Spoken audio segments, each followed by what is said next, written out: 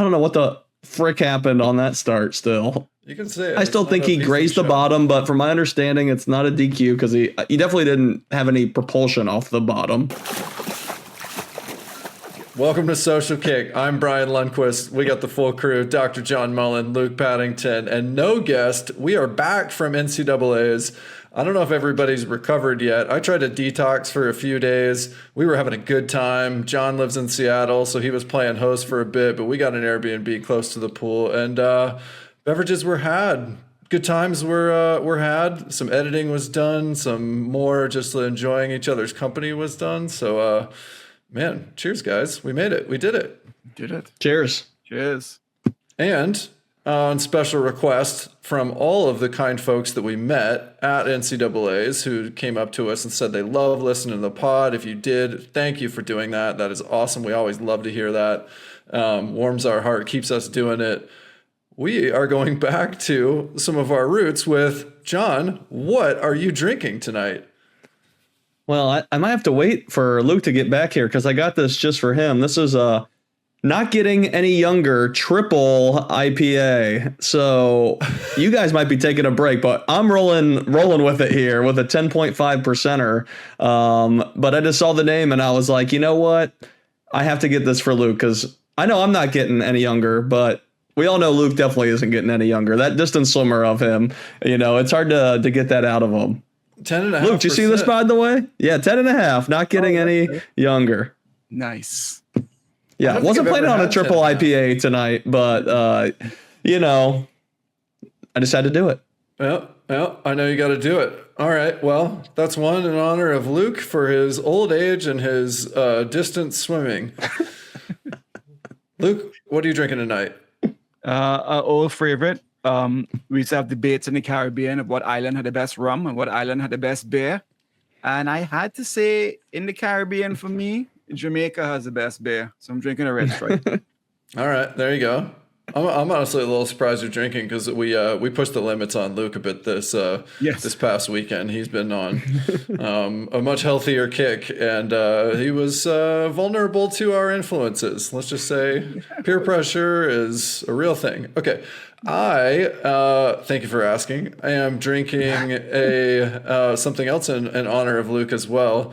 This is a Angostura Trinidad rum. And nice. I saw the bottle, and I also did not have any beers in the fridge. And I said, you know what? Perfect. I just had a great time with my buddy Luke, and I'm going to drink this rum in his honor. And I'm going to have the first sip right now. And I just moved into a new place, and I don't have anything to drink out of except for this insulated travel coffee mug. So that's what we're doing. I thought you'd be drinking out of the bottle for this, man. That's what I was expecting. I wanted a little bit on ice, but hey, I only put so much in the cup, so. If we need, wow, that's very good. Yeah, nice. It's very good. A single barrel, straight. I mean, there's obviously only a little bit left in the bottle. I know it's good, but it's been quite a while since I've had any of it. So anyway, we had a great time. Oh yeah, by the way, shout out to, if you were at NCAAs and you got a handout of one of the Social Kick koozies, nice to meet you. Thanks for hanging out with us. Cap, yeah. We were enjoying our times handing out caps and koozies and saying hello and tailgating with everybody, and just we were there to watch the good swimming and document a little bit of the experience. Yeah, we got to give a shout out to our partner Hydrofoil for hooking us up with the caps. They were a huge hit. Oh. They just sent us their new Max model, which was awesome. And then also for our NCAA coverage, I have to give a lot of credit to our partner Destro Machines. We got hooked up with the Destro. John set it up in an hour. It was super easy to set up. And I have to say, first of all, if your pool, every pool should have resistance training. We got together first morning of NCs and did a workout together and had so much fun doing it. I remember, I don't know how long it's been since I've done resistance training like that with weight in a bucket And I think I saw Joao posted a video where you could also add weight to it. So I got to try that. Well, John's got to try it because he's got the machine at his pool now. But and Luke had his first experience swimming because he swam so long ago. You know, I mean, we're not going to say publicly how old Luke is, but he's old. The shoes and shirts era. That was the resistance swimming back then. That's right. That's all it was. But if your pool doesn't have resistance training, it needs to have it. The reason why I haven't done it in a while is because I travel a lot, and every pool I go to, they don't have it. But it was a staple for college swimming and a staple in elite level swimming. Every elite athlete nowadays is training with some level of resistance. So if you're looking for a place to, a source to get it from your pool, get it from Destro Machines. They're helping Social Kick out, and it would go a long way for us too if you helped us out. So thanks for that. You know, Brian, I can add something because yes, it's the first time I've ever had a power rack to train with, and my equivalent in the day was a stretch cord. We all pull against a stretch cord and try and hit 25 yards. But this was a very different feeling because with the stretch cords, it was like muscle your way to get to the other end. You were just working really, really hard. And the Destro, I felt as though I could really focus on my technique and my hold and my catch, as opposed to like, oh my God, I got to make it to the other end. I'm not moving anymore. And it was a very, very different feeling in terms of keeping my technique together and maintaining my power. So I really enjoyed it. Very smooth. Yeah, I was commenting the next day too that when we swam the next day without resistance, that my lats felt a different type of sore. And I always do lat pull downs in the gym too. So it's like a different stimulus that my body just hadn't been used to, I think, in quite a while. So yeah, need it. Need the pulls here around here to have it, but they don't. What a shame. Yeah, lame. We're here to talk about NCAAs. We had an awesome time. We're going to share with you our thoughts on the meet.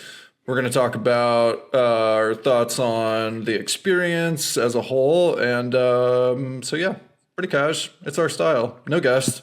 And actually, we had several people asking us about why we don't do pods without guests sometimes and just talk about our opinions. So here it is. And if you don't like it, shut up. And if you do like it, awesome. Let us know. Awesome. No, I'm just kidding. We always want to hear your feedback. And if you have anything to say to us, shout us out on Instagram.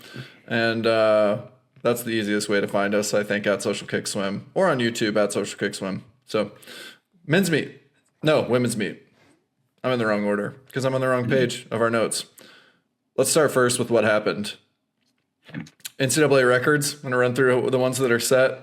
200 medley relay, Virginia. That was the only relay record that went down during the NCAA meet. And then we also had Gretchen tied her 50 free record leading off the 2 free relay. Gretchen's 46.9 in the 100 fly. Claire Curzan clipped her 2 back record by 0.05 with a 146 low. Gretchen's 100 free, 44 low, and Emma Sticklin, the 200 butterfly.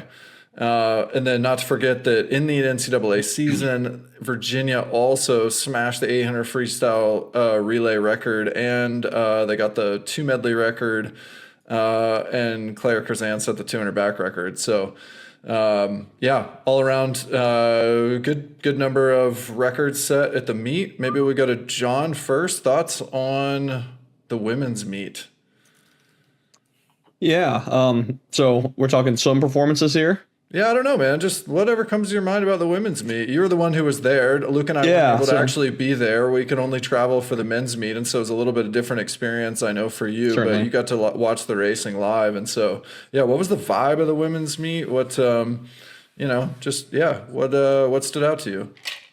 Yeah, definitely. So I think with the women's meet, it's got the advantage of being the first one. So there's so much, I think, excitement going in. Everyone's like hungry for fast swims, and especially with the UVA team and Gretchen especially, it's like, okay, we're here for records. We pretty much know who's going to win, but we're here for records. So there was this excitement about what Gretchen's going to go. Everyone's talking about the UVA team and what's going to happen. But, outside of Gretchen, there was a lot, I think, more surprise swims on the women's side, a lot of good races and battles between different athletes that, I don't think many had winning NCAA championships coming into the meet. And but yeah, overall it was a fun experience. I still wish it was more crowded, not as crowded as the men's meet, and we can get into that maybe a little later. But I think just getting those stadiums a little more full for such a event needs to be a priority for college swimming in general. But that was my, I think, general experience with the women's meet. Yeah, cool. What about you, Luke? Agree. I mean, from a viewer on TV, I just really enjoyed fast swimming is fun swimming, and they look like we knew they were going to swim fast. They look like they're having lots of fun doing it as well, which is nice to see. Nice to see as unexpected victories, people having fun. The women's meet look like a lot of fun to be at, swim in and watch. Yeah, I haven't been to a ton of women's meets. I mean, I've been to a few since we started doing this and traveling to meets. I didn't go to any women's meets while I was a college swimmer because I was getting ready for the men's meet the next week. And I think that always impacts, the crowd and everything at the women's meet. But also there's just a different energy at the women's meet. Totally. It makes sense. There's a lot more testosterone. There's a different energy at the women's meet. We were kind of joking at the end of the meet that at the end of the men's meet, I looked over to John and I was like, I'm kind of glad that the men aren't doing I don't know how you want to say it, like, when the women do the podium celebrations at the end of the meet, they do this like pyramid thing where the team that just received their award on the podium then forms a pyramid tunnel, and the next team up runs through the tunnel, and then every subsequent team does it.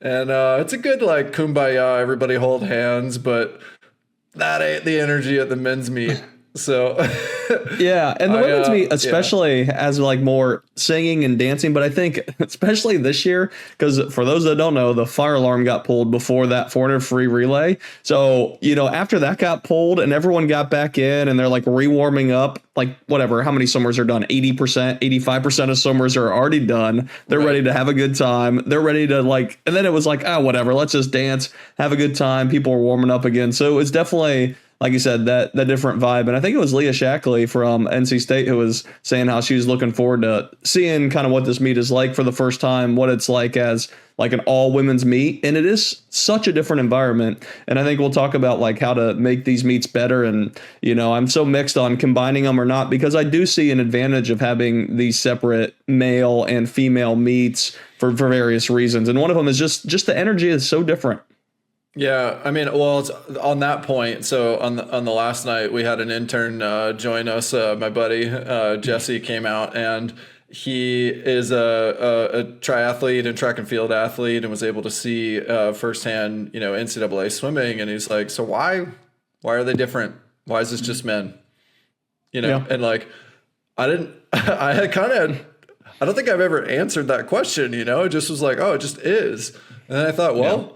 You got some programs that are combined programs, and you have some programs that are separate, and that's very inconsistent across the board at school to school, and not even like a conference by conference thing. It was just kind of like an awkward thing to answer. I'm like, I don't really have a good justification as to why this championship's a single gender. It just is. I think it's because it used to be separate. All programs used to be separated, right? So I think this is how it used to be, right? But God, how many programs are separate now? I think Purdue is one of the only ones. I mean, I think 80-90% are combined. So yeah, and I mean, like, one of the things I told him was, well, I mean, for the single gender championships, they take on deck. There's 2 locker rooms, like big locker rooms. Mm-hmm. There's a men's and a women's, and they're on either side of the pool at Federal Way, and they transfer. That they convert whichever gender is not swimming. So on the women's meet, they have 2 women's locker rooms, of course. And then for the men's meet, they're both men's locker rooms. So like the capacity is a lot bigger, which makes things a little bit easier on deck at a conference meet. This pool has held conference meets for a long time. So like big conference. This year it held Big 12s. In years past, it's held Pac-12s and it never hosted Pac-10s, I don't think. That was Belmont, no. But anyway, so just a different energy all around. Okay. Mm-hmm. Was I the only one who was watching the women's meet and thought Virginia seems a little off?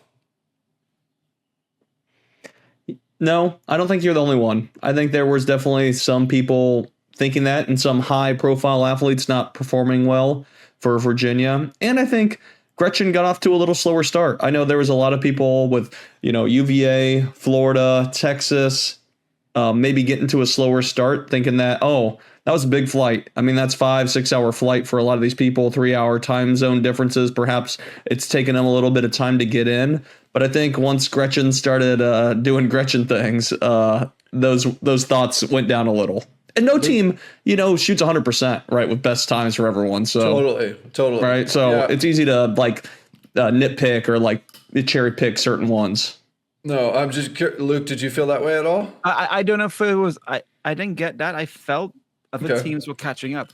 I was like, have other teams catching up and jumping in there, and we're seeing that, not just Stanford victories, for instance, but, there are a lot more variety in the finals.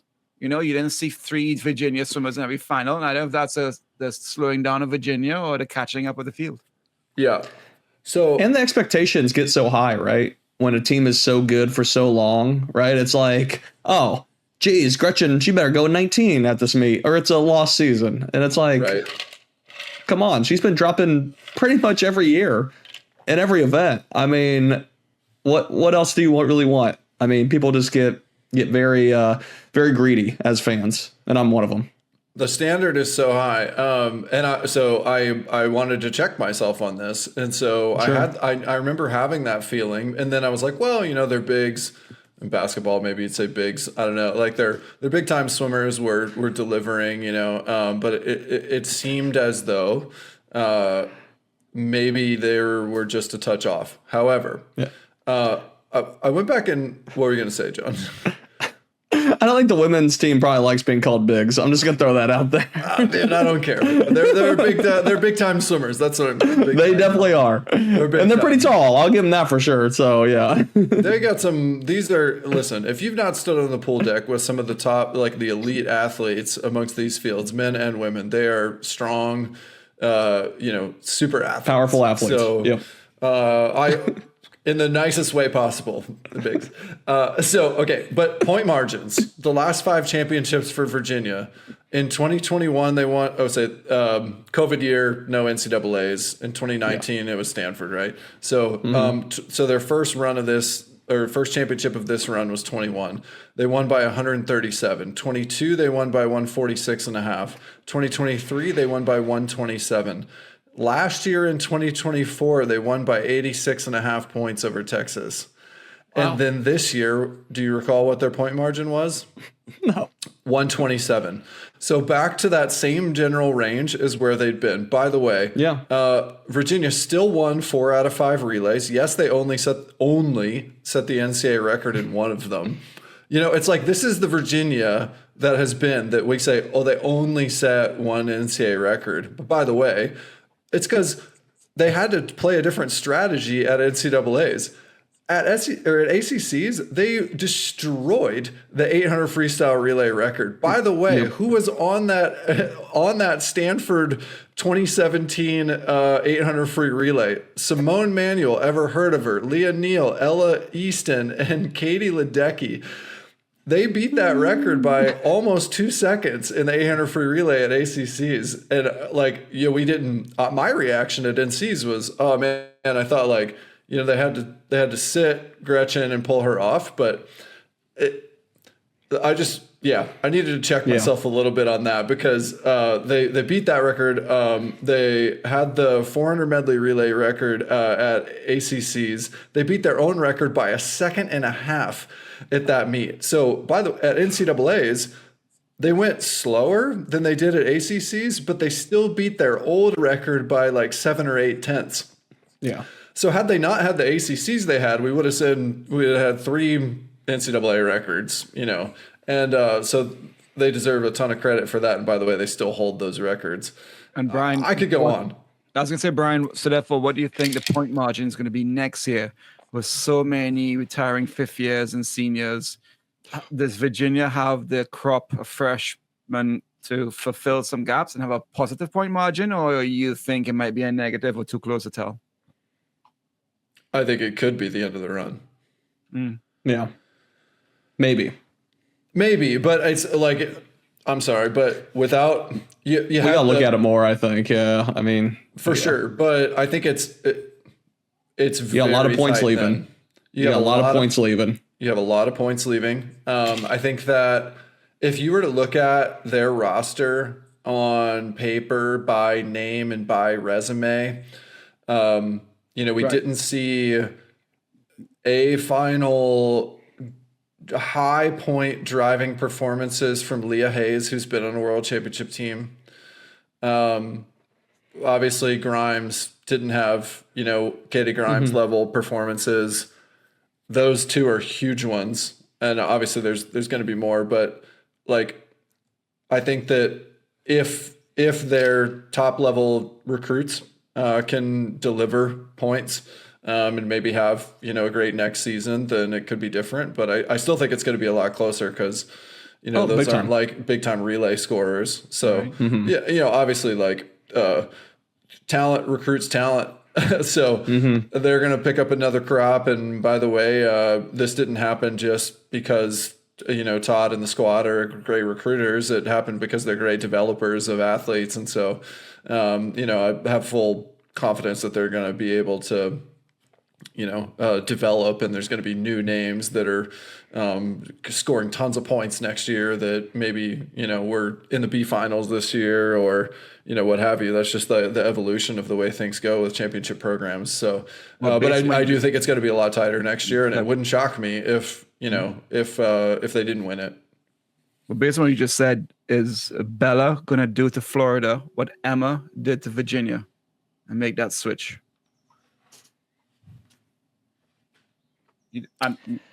I don't think so, but I don't know. We'll see. That's huge. I don't know where you want to. Everyone want to shout out where they think Bella's going to end up right now.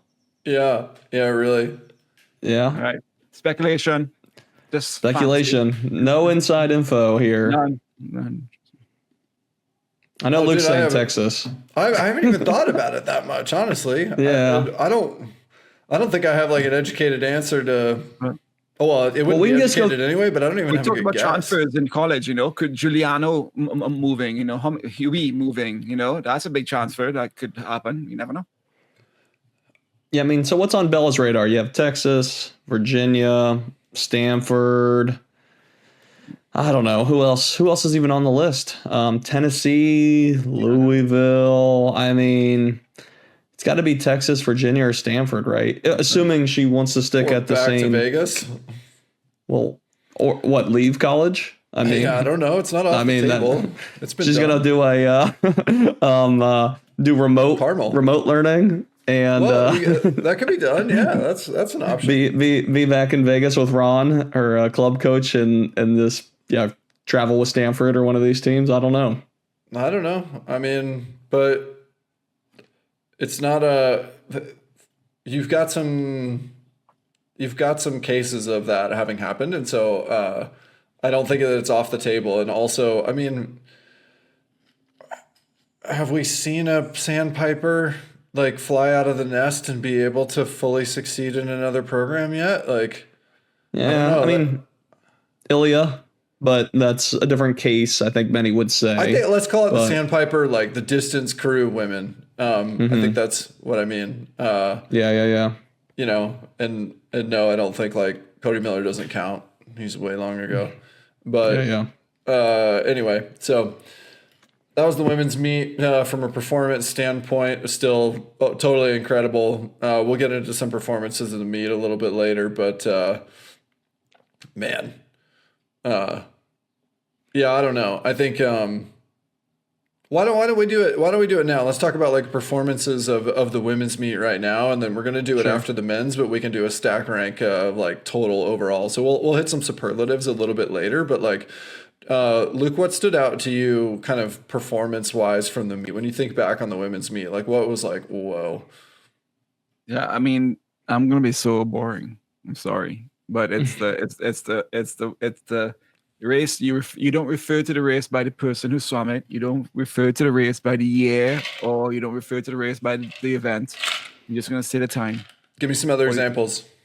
20.9, 142.0, 154.0, 4.2, 17.6, 17.6. Those are all those things I just mentioned. We all know what that means. Yep. And we now know what 46.9 means. That's just.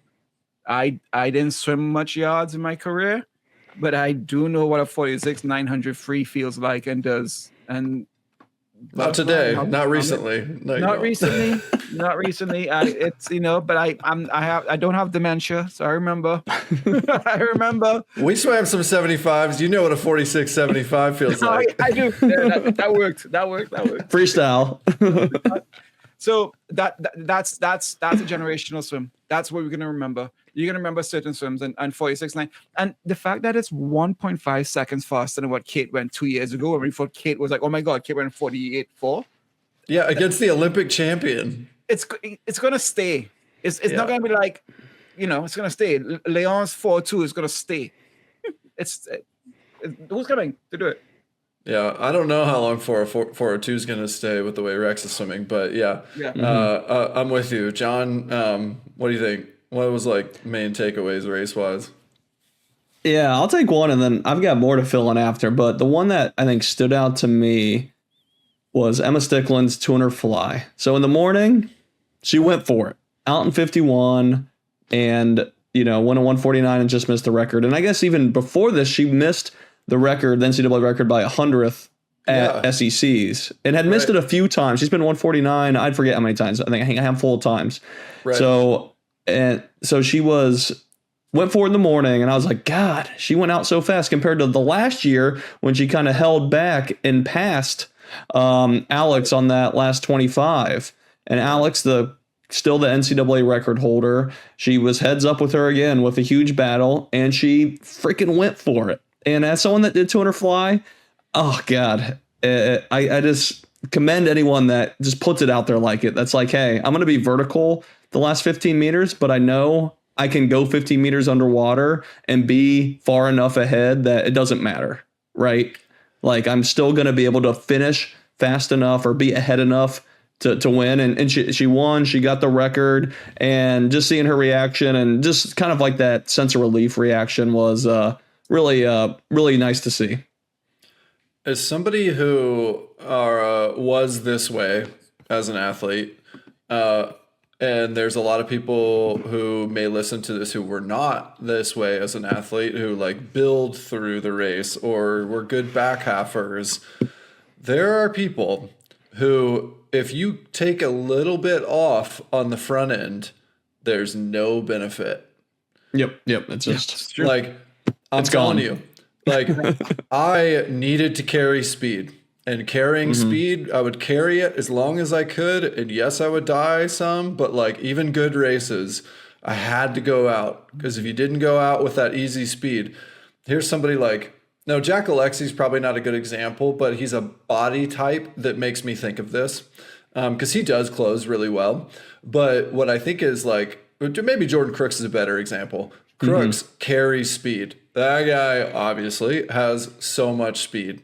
And when you have that much speed, you have to use it because it's just easy. It might be fast, but it does feel easy. And so I feel like it makes me wonder, I don't recall if we asked her this when we had her on the show, but Stickland seems to me she's just got to do it. You got to go for it. That's she's got some speed. It's going to feel easy. It's going to hurt at the end. But you may look at the splits mathematically and go, well, that's not the right way to swim a 200 fly. Sure, she could go faster if she took a little bit of time off the front end.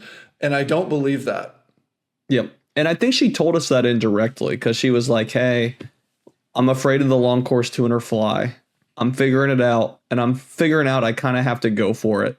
And so I think she kind of mentioned it long course. And I think the same thing kind of applies for yards, and why she's so much better at yards is because she's got great breath control. She's got great underwaters, so she can, utilize that when the piano comes. But she's so far ahead and going so fast, the piano can hit her and she's still breaking NCAA records where, we're drowning more or less. We're active drowners at that point. Dude, this rum's good, Luke. I know. It's bottle. It's aged. I just learned by looking at this bottle that Trinidad is still referred to as part of the West Indies. Is the West Indies is an actual place? Yeah, it's because Columbus thought he discovered India. He thought he found the Indies.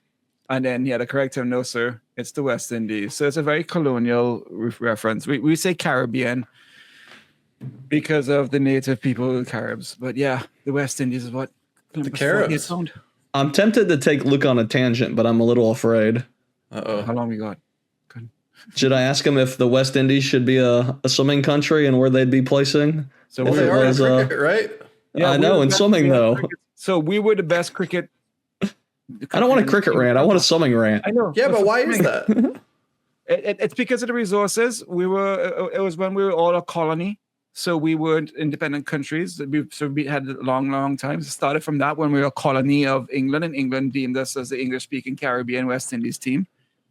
I mean, if you were to pool our resources and our pools and our people, we would have a good team. And there's no reason why we can't have some sort of meet with a presence like that. It could be West Coast versus East Coast versus West Caribbean versus Europe or something. You know, it'd be cool. But why do they do that for cricket and not for Olympic sports? Yeah, UK gets those different countries, right? By the way, is cricket an Olympic sport? It will be. It's going to be in LA, yeah. Which I don't know. Are they going to be West Indies in the Olympics? I don't think so.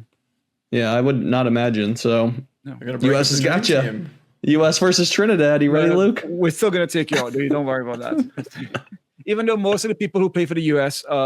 second generation Caribbean people. Anyway, tangent. American, right? That's all I heard.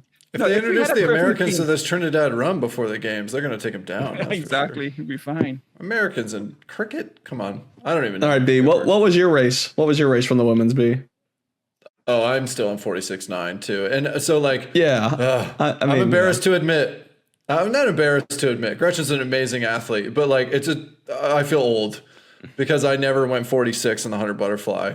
And in my defense, I did go 46 in the 100 backstroke. I swam butterfly up until my junior year of college. And then one day, my senior year, I was doing a dolphin kick 25 underwater on my back. And I went real fast. And David Marsh looks at me and he goes, huh. Maybe we do backstroke at the next meet. And then I finaled in the 100 backstroke that year. So I didn't get my chance. I'm pretty sure that I would have been 46. That said, it is so crazy to me that there is a woman who goes 46 in the 100 butterfly. That is just, I'm so impressed. Absolutely impressed. And I would like to say too, it's not all her underwaters. If she was only allowed 5 meters underwater, she would still be the best butterfly in the world. We saw that in her world record long course. Totally. She's so powerful That's underwater true. as well. So it's not just a kick only, guys. She's a beautiful, amazing, strong swimmer.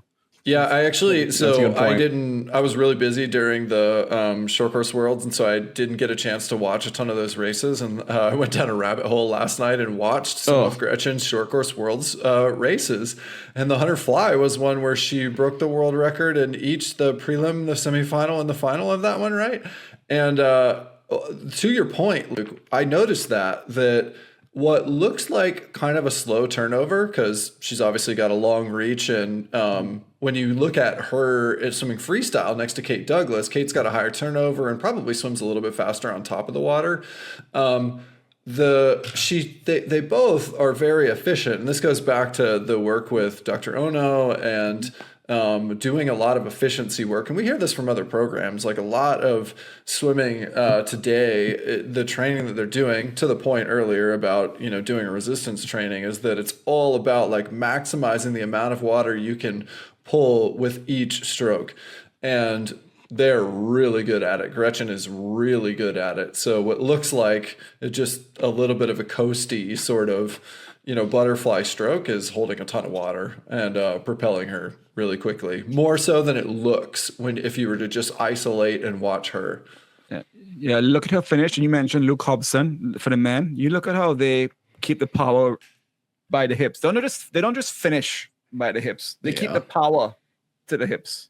Oh yeah, I don't know. It's funny you say that, because I don't even know if I was saying that to you or if I was saying it to John. But we were commenting, watching Luke swim this at the meet, going, oh my god, he powers through the full phase all the way through to the to the exit. It's unbelievable, because it's very hard to not have any slip at that level, and so that's how you can go 128 low. That's a good segue. Let's talk about the men. Okay, what, John? I was gonna say, can we get a few honorable mention races on the women's side? Oh yeah. Maybe we keep it short here. No, do it. Being live, I think Gretchen missing the record and leading off that 200 free relay, especially after people talking about her going past 15 and then her getting the record or tying her own record, that was a huge swim, or like a very, like a set a moment or a tone for the rest of the, I think, UVA team, or maybe just herself. Like, hey, I'm here and I'm going best times, because it seemed like once she got up and did that again, it got rolling. Mm-hmm. And then just those backstroke races with Claire and Bella were great races, and great swims and finishes by Claire. And the last thing, the Stanford girls that won, Bricker and Bell, I think surprising wins and huge for them on the team race. So yeah, those are just the few ones there. And their A free relay. Oh yeah, that was, talk about like, hey, everyone does their job and does a good split, and the shows or it pays off, right? Yep. How about shout out the 200 free relay, 200 medley relay for all of the 00 takeoffs. 00 heroes. Man, there were some 00 takeoffs in the women's 200 medley relay. That was pretty impressive. Is that the right one, or was it 2 free relay? I can't remember, but it was one of the ones that was early. I think it was 2 medley. It was early. Okay. Yeah, I think it was the medley, and then the 2 free had 0. Are we gonna have this many 00s? Look at you guys. And then let's say those Carolina boys got a little fired up, and they got off the block a little fast. They wanted those post B. What can we say? I don't know. I want to say one comment about the Curzon swims and the Stanford swims. Meets like this tend to really change careers and teams. So it's so good to see Claire, like, oh, Reagan, oh, Kylie, all these backstrokers in the world remember me. She's like, don't forget me. I'm right here. So the confidence that she, like, that's the Claire Clemson we knew 4 years ago. Happy, fast, confident, 50 freestyler, silver medalist. So that I'm really looking forward to see how that goes into her trials worlds. And then changing types teams, Stanford, they had a couple stars. I dare you to name 2 people who swam for Stanford before this meet, right? Not many people did, and they came second. That changes culture, changes career, team titles. So this is a launching pad for 2 people and teams. It's awesome. And with Stanford, I'll give it to Tori for doing the 2IM and winning it. I think a lot of swimmers with her pedigree would say, hey, I'm going to do the 50. Yeah, I'm going to get second, but that's what I'm going to do. And obviously she's done 2IM long course and probably does some IM training within her scope already, but still, I think, stepping up for the team and getting a win there, I think says volumes for her. Volumes. I wonder what she'd rather swim short course. Yeah. I'd like to ask Tori that question, if she just prefers doing the 2IM. Yeah, maybe she does. 50 free is not for everyone, right, guys? It's too hard. Pound for pound, the hardest race. Pound for pound, hardest event. Actually, the 200 IM is an extremely hard event, though, by the way. Yeah, for sure. Especially nowadays. People freaking sprint it. Well, people sprint everything. Everything is purely sprinted. So, not everyone does the 500, but Leon did. I can't use that blanket term. Yeah. Yeah. Luke sprints everything because he has to. But, all right, men's meet. And by the way, if we didn't say anything about anybody in the women's, shout it out. We were there. We watched the whole meet, or John was there. There's a lot of great swims. The whole meet, so many great swims. If we didn't mention anything, it's no disrespect. Men's meet. Okay, I'm going to run through the NCAA record set at the men's meet. 800 free relay, Cal 5:59. Probably should have been 5:57. Luke Hobson 200 free, 128 ridiculous. 100 back, Hubie 43.2. 200 back, Hubie. What did he go? 134 low, also ridiculous. 200 fly, Luca doing it the same way Emma Stickland did it, and the 400 free relay from Tennessee to close it out with the fastest split ever in Jordan Crooks, 39.3. Also, by the way, in-season NCAA record set. Tennessee set the NCAA record at SECs in both the 200 and 400 free relay. Florida set the medley relay record at SECs, the 400 medley relay. Julian Smith's 100 breaststroke, and Luca's 2 fly from a dual meet. Oh, so crazy. Yeah, and by the way, there were both at the women's meet and at the men's meet, there were a lot of those records, some of those in-season records, and they just in season. By saying in season, I mean before in season.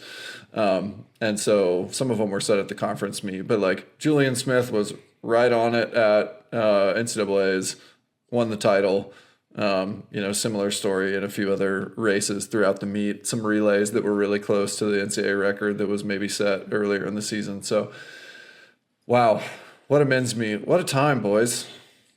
We had fun, didn't we? We had fun. We had a lot of fun. Luke had his first tailgate. We had to have had fun, right? Luke had his first tailgate. I'll lead with this. First potato skin, first tailgate. First potato Good skin. weekend. That was like literally a baked potato disguised as a potato skin. And so this was maybe the first time Jesse asked me, and I've had some people, some like friends and coworkers, whenever you go to NCAAs, they're like, hey, does it feel like nostalgic for you to go to these meets? And do you feel like any sort of way while you're there? Does it feel like, oh, it's fun to be in it and, around it and everything? And I honestly, I was just reflecting on this earlier today. I think this was the first time that I've been back to NCAAs that, I wasn't like envisioning myself behind the blocks or, I wasn't feeling like, oh, I remember when I was in that final, even though I was, I forget who it was. I was talking to one of the swim parents, and it was somebody who anchored a relay. And I remember talking to them saying, like, I remember being in that exact spot, like anchoring the 800 or the 200 free relay or the 400 free relay. Like, I was like relating to the experience that their kid was about to have. It's like, yeah, it's a big moment. But I thought that was like kind of a shift for me because I really felt like I was just a fan, and it's just because it's gotten so goddamn fast.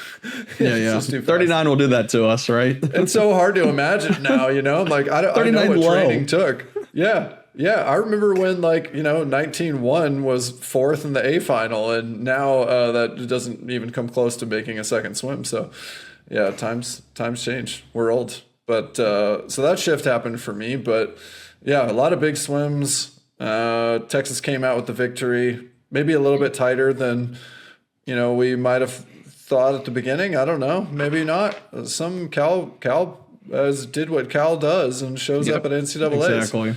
So they proved that yet again.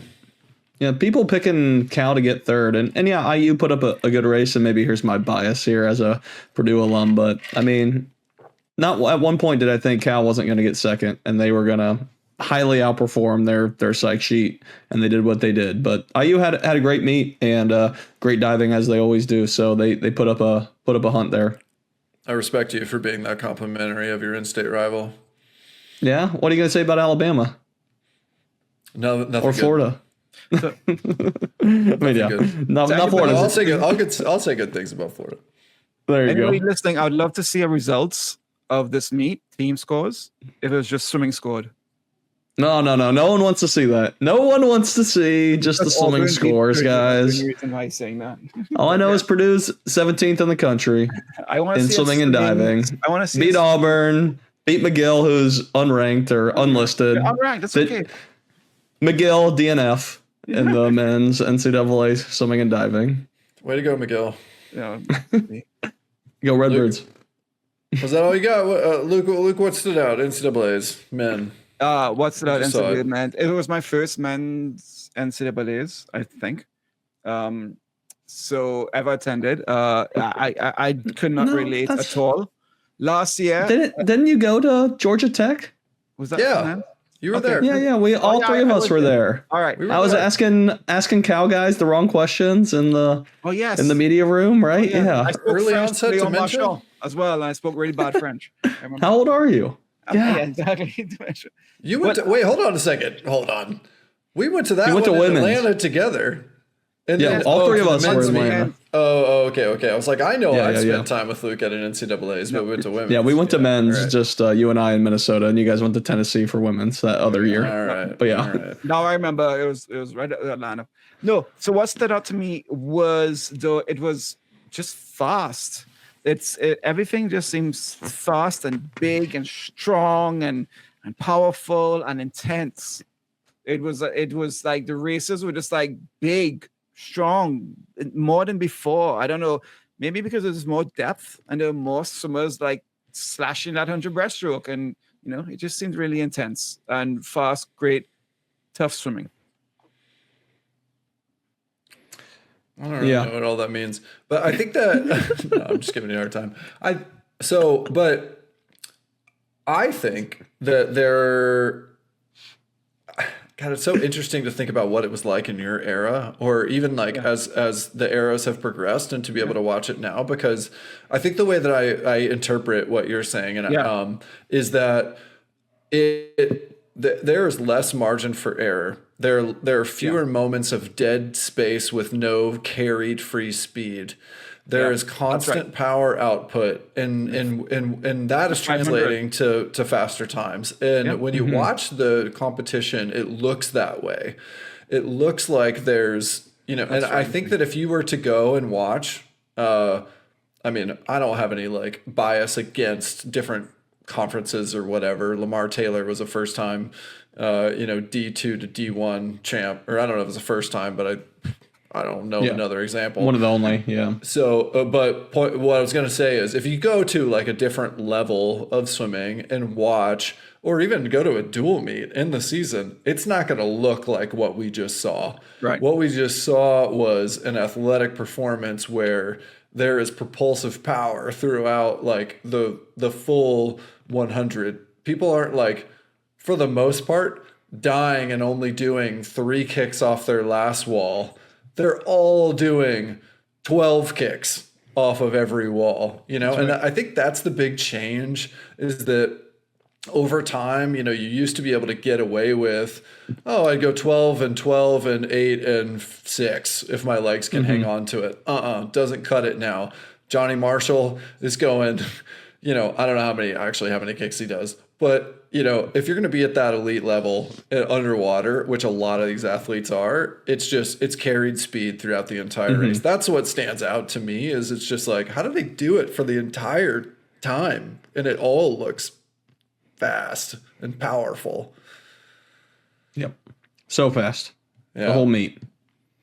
One other thing that stood out for me, and I might be stealing a later point, is just compared to the women's meet, there's no large contingent of alumni and fans. And we saw that from the Cal Bears, and we've seen it before from the Cal Bears.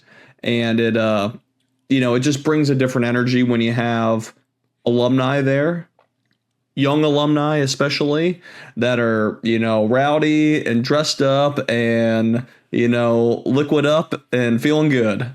Right? It just brings a whole different energy to that stadium, especially when the team race is close, right? I mean, everyone that walked out for finals from Cal, looked back at that fan group, looked back at that fan group of whatever, 20, 30-year-olds in bear suits, and just like, everyone in the whole stadium felt that energy. Even if it wasn't packed, you could feel it right there. And I'm sure they felt it more than any meet they've been at.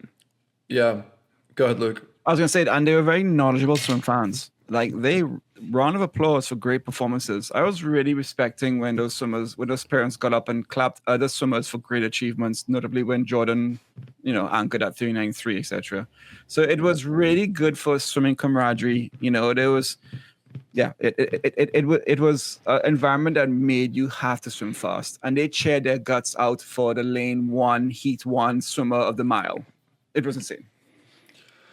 So I think that when we see,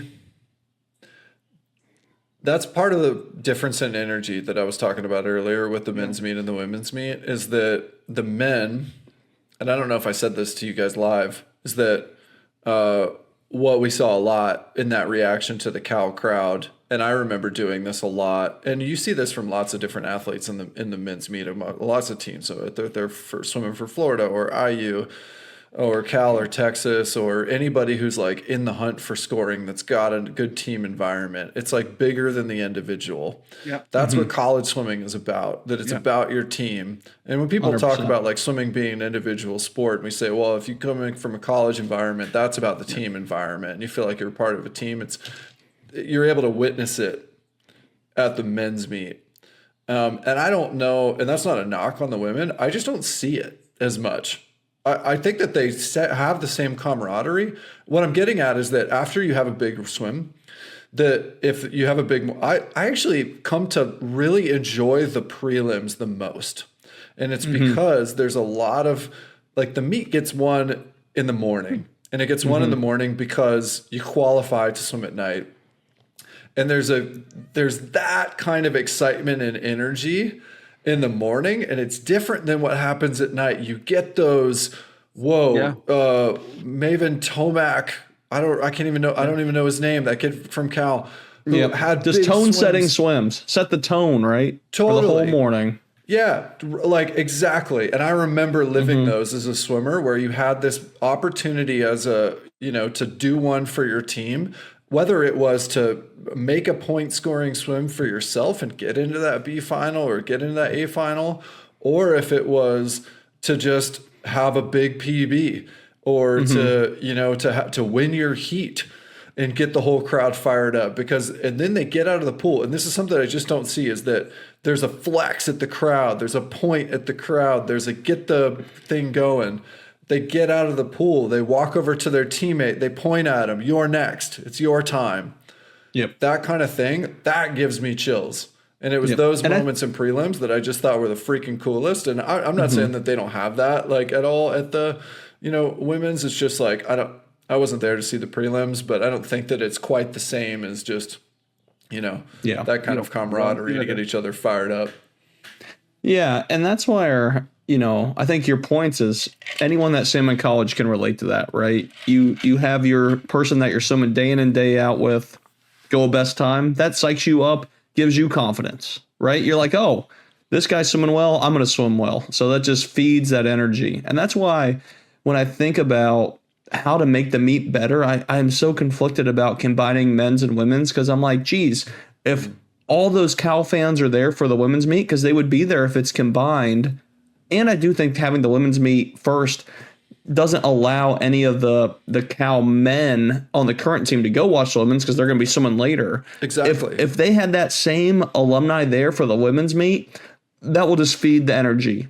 And it like feeds different, and we practice together, we swim together in swimming so much. I see a lot of benefits of having it combined, but I don't know. I said, it just is a different energy for sure. Yeah, for sure. And I think there's going to be pros and cons to both. If you combine them, it's going to, maybe dilute it some, but it's going to have some benefits to it as well. And by the way, like, we're three dudes. I raced big time. Yep. I'm speaking from a men's perspective, because that's the perspective that I lived. I'm not saying that the women don't have their own vibe. I'm sure. We've talked to other women on the show who have said, no, it's different. It's more cutthroat. We don't have to worry about any dudes being on deck. It's just, mano a mano. They benefit from it the same way. Or I think if we were to poll the women's field, just based on, the conversations we've had with elite women swimmers, that they like it too. That there's some, because it's unique as well. It's the only meet I can think of where it's single gender. And even Division II NCAA Championships is a co-ed meet. So it's a Division I thing. And so that's the uniqueness of it. And that's the sistren, the brethren of it that riles it, that you have these memories. We were co-ed in Canada, and it was fine. Anyway. Yeah. Man, I don't know what else to say. There's so many fast swims. 128 low is just insanity. To take another half second off that record. Hubie's 100 back. I don't think anybody, we were all sitting here going, I'm sorry, they're not taking down Luca's record. And then it happened. John got told by a 13-year-old girl. 15-year-old girl. Sorry, 15-year-old girl. I told a 15-year-old girl she was dumb at the meet, not a 13-year-old girl. Way different. 200 backstroke masterclass. Luca doing it. Getting that record again. And or back was Subi, fly was Luca. Yeah. Oh, you know what you're missing in that list, Brian? Jordan's 100 free. Oh yeah. Oh yeah. That little thing. I did not say that. Which to me was my personal swim, and it's because I was a 100 freestyler. And we saw Jordan. Just say the real reason. Say the real reason. Because Jordan's a good guy. No. Oh no. That was the intensity, the power. That was like, I've seen Messi play football for for Barcelona in person. He's different. I've seen Steph Curry sidelines play basketball for the Warriors. He's a step ahead. To see Jordan swim that race live, it was one of those moments for me. It was a step ahead. And the way it happened, we were all watching it, and it turned in 18-9. And I remember hearing you, Brian, behind me going, oh, because we knew something magical was happening before the announcer said it. And it added a magic moment to him. And it's also because he was trying to get Caleb 17-6. And Caleb's 100 fly got away from Josh. And this is he had 2 chances left to do it. It's his last NCAA race, and he gets it in the morning, just like he did in 19-9 in the morning at Worlds. It was just magical that day. So to me, it meant a lot to see that as a 100 freestyler and be there in the moment. Nothing against Hubie's masterclass or Luca's amazing ballsy swim or Luke's, God know how you finish at 200 free so fast. Nothing against that. Yeah. Yeah, I think so. So many things to say about this. I think that doing it in prelims, I thought I was interested because you were talking about like how their strategy was to go for it in the morning and do the same thing that he had done at Worlds. Right. And so, I remember at the time when we were talking about doing that, I think he had said that even before he swam it. Like, they're going to go for it this morning, and then they're just going to like get it done at night, right? And I'm like, oh, okay, that's an interesting strategy because I wouldn't think to like, I mean, obviously he's an athlete who doesn't need to go all out. I wasn't expecting him to go 39.8, even all out, whether it was you and I were chatting, like chatting during the first 50 a little bit, and then it was like, oh, we need to pay attention. Well, yeah, and it's because like coming into that session, maybe even before that session, if you had polled 100 people and said, if Jordan Crooks is going to break one of the records, is it going to be 17.6 or 39.9? I think 90 out of 100 people would have said 17.6. Because after he went 19.9, there's been this debate of which is faster, 19.9 or 17.6, and a lot of people are going, well, 19.9. And not everyone, but some. There's equal on both sides. But I didn't think that 39.8 was actually going to happen. Even though I know that he'd been 40 low before. But, it's a big barrier. And so I definitely wasn't expecting that. And then I think that the difficulty for me with that swim is that it just, it didn't happen at night. That was tough. And I wonder, actually, having it was 20-year anniversary of Fred Biscay going 18.7. And I remember standing on the pool deck when that happened. And then at night, it was a really close race, actually. He went slower. He went 18.9. Oh, wow. Dewey Dragana went 19.0, I think. 0-1. I mean, they were really tight. Fred got his hand on the wall, and I think... I don't know. It makes me wonder if history would remember it differently had Fred not won that national title. Right. And this is similar to me, where like Jordan got under in the morning, and I'm glad that he won that 50 free, title. He swam the 2 free and not the 100 fly. His 2 free at night was an interesting strategy, but I don't know. It takes a little bit of the sauce off of it for me, even though it's extremely impressive. It's different when you're in a prelim heat and not winning the NCAA title. Yeah. I couldn't agree with you more. I think it's, we'll just leave, we'll see how history does play that out on that 100 free, because I do think it will be interesting based off of how it all played out with prelims and finals. I don't think it's going to stand that long. Yeah. I guess. So what do you got? You think Leendo next year? You think Guy next year? I think you could have multiple. I mean, assuming you're saying next year, right? Yeah. I mean, look how many people are so close. Alexi's close. Leando's close. LSU kid. Yeah, they're right there. Guy, obviously. And so... Yeah. I mean, I think as we've seen with barriers, there takes one big barrier break, and then maybe it takes a bit for somebody else to do it. The second somebody else does it, off to the races. Same thing as we saw sub 19 in the 50 free. I think like 17 in the 50 free. I mean, what did Ilya went 18.3? Yeah. Like, Yeah, people are going to come knocking 18, on the door. The next flood of 17s is going to come. I mean, it's, at some point we're going to, I don't know what it's going to be like when we see a 16, but it's going to come. And once we see that, maybe it'll slow down a bit, but people say that throughout history of sport and it just never stops. So it just occurred to me in what you said there, Brian, so after the 400 freestyle relay, Jordan was extremely emotional. He came out of the water, he was crying, he hugged Guy, and Guy started crying, and they were tears. And, to me, my immediate reaction was what the end of his NCAA career, it's come to a close, these are brothers, how much he misses it, he loved it. But also I wonder now, you're speaking, Brian, is this that weight has finally been lifted off his shoulders. There's no more expectations for him to like there's no more opportunities for him to go 17.6 or that. So he's like, you know what? I did my best. I don't longer have that pressure on me to be that person who it is. So it might be that as well. It might be a subconscious weight lifting. I'm talking to my wife now off the shoulders. Can you imagine the pressure he was on, Jordan Crooks, compared to Caleb nonstop? Come on. Man, there's pressure for all of them. Yeah, I think they're all under pressure. Yeah, but Luke's got no pressure. I mean, he swam 3 times last week, and it was like, wow, that's 3 times more than he's done in a year. That's amazing. Yeah, you don't know pressure. No.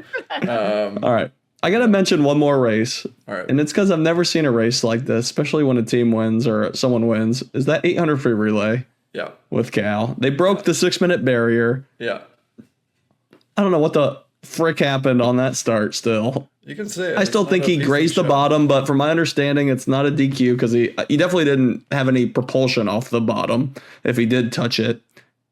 And he composed himself, and they got the win. And the other guys had great splits on it too. I mean, Jet 29 low. Then you had Lasco 29 low. Great lead off from Alexi. It was just a whirlwind of a relay, a whirlwind of the first day after that DQ from Florida too. So weirdness was in the air, but I've never seen someone win like that, someone break a record like that. It was just weird. So I just want to make sure we highlight that experience. That was the most eventful day one that I recall. I mean, a huge DQ. And by the way, this would be a segue in a second to how the championships can be improved, but when someone when someone got DQ'd at NCAA's in the arena, in the pool, in the natatorium, nobody knows, because all they say, whether or not it's right after the heat, or sometimes they'll say after the 4th heat, after there's been 4 relays, then once they're posting the results, they'll announce there was a disqualification in heat 2, lane 3. There was also a disqualification in heat 3, lane 6. No other context given. No one says. We don't care. No one says Florida has been disqualified. And lost no one 20 says points. It's like the swimming fans are totally in the dark until. It's like, John, do you remember who was in heat 2, lane 3? Nope. Yeah, I'm like, oh crap, I got the seat sheet on the table and I got a million other sheets here. Are we afraid I already forgot what they said. I don't understand why we can't just say it. Just say it. We're not going to, people are going to be upset because they've DQ'd. The results are going to go on the board. What are you worried about? Just say it. It's crazy. Can we get into it now? Can we talk about it now? One quick point, John. There is somebody who knows what happened to Lucas Avo, besides Lucas. Kobe Carosa. Kobe dived in the water, and all of a sudden this guy who was ahead of him was behind him. I don't think he knows. He has no idea. I don't think he knows. He might know less than anyone. He's just like, something happened. Anyway, go ahead. All right. So somebody needs to get over this stigma about DQs. Like you're saying, we need to call out who did it. We need to show, and we've all talked about this, we need to show video replays of what we have, above water, below water, whatever. Call the athlete out. And athletes need to accept that, hey, everyone is trying to do this. Everyone's trying to go 0-0. Everyone's trying to go 15 meters. Everyone's trying to be better on their back to breast turn. And it's not like, oh, you cheater. It's everyone's doing it, right? It's like every sport. In football, I know Brian and I have talked about it. There's a foul in football, a pass interference. There's a lot of debate over it, and they show it a million times. And that's good for the sport because it creates some controversy. It creates some topics. In swimming, no one wants to talk about it. No one wants to tell you who did it. No one wants to tell you what they did, and they just want to move past it. Well, and I think that really is a disservice, but I think I don't think that I'm going to make a distinction here. It's not that no one wants to talk about it. People who listen to this podcast want to talk about it. Swim fans want to talk about it. The fans, the crowd, they want to talk about it. The teams and the swimmers themselves are not in a place yet where they're like okay with everyone else who I just mentioned talking about it. That's the difference.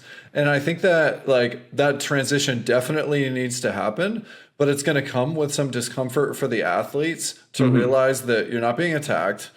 It's a shitty moment if you get DQ'd. Yeah. It's a big thing in a swimmer's life. You may have just let your team down. And I actually think, and we suggested this, and we were talking about like some ideas of, I don't know if disqualification needs to be the answer. I don't know if like a penalty might not be better.